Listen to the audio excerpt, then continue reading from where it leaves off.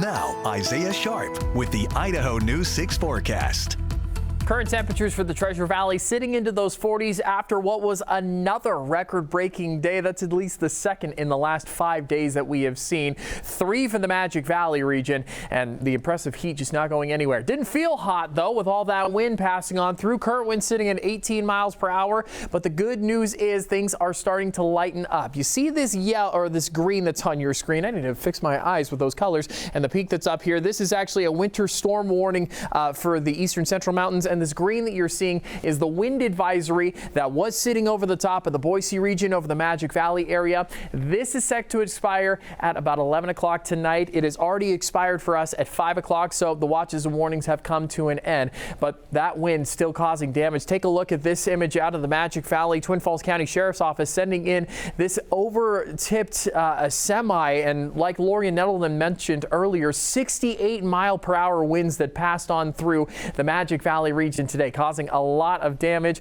Also had damage up in Valley County. Hoping to hear from Brady Caskey a little bit later on what was happening up there. And taking a look at some of those wind gusts right now, I mentioned a 28-mile-per-hour wind gust passing through Boise, lighter up in McCall, but still have some heavy winds going on through the Montana region and even parts of eastern Washington as well. But it looks as though the Snake River Plain is a little bit lighter right now, that I-84 corridor. Not as much wind passing on through as what we saw earlier today.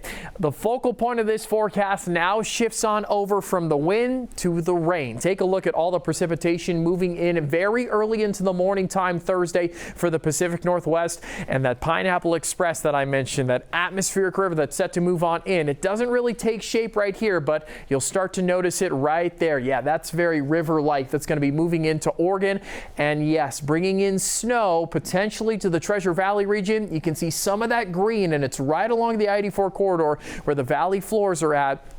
We might see some light snow into the morning time. Most of that is going to start to disappear very quickly as the temperatures go on up and the rain starts to move on in. Things will start to clear out heading into the afternoon, but then another round of rain set to move on in heading into Friday as more showers will pass on over Idaho. And it just continues on after that as we're going to see a continuation, another wave of rain moving in Saturday, heading into the earliest parts of Sunday.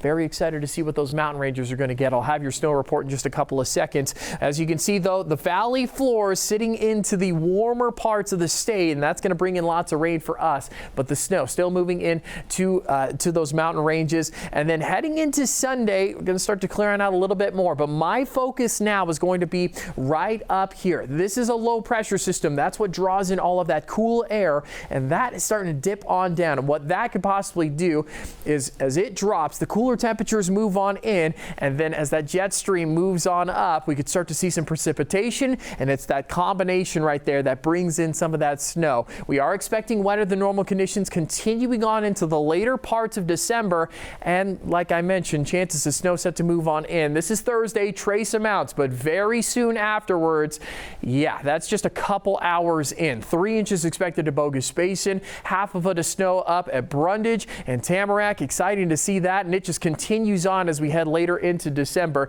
So something to pay attention to, as even past Christmas, we're expecting a little bit more activity. Here's a look at that extended forecast, and lots of rain across the board. Temperatures sitting into the 40s Saturday, Sunday, and yes, heading into tomorrow. A couple of 50s mixed in there, but the focal point, like I mentioned, lots and lots of rain moving on in over the next couple of days. Chances of trace snow moving in Thursday, so just be prepared for that. You might want to get those coats and umbrellas ready to go. December going to continue to be a wet one.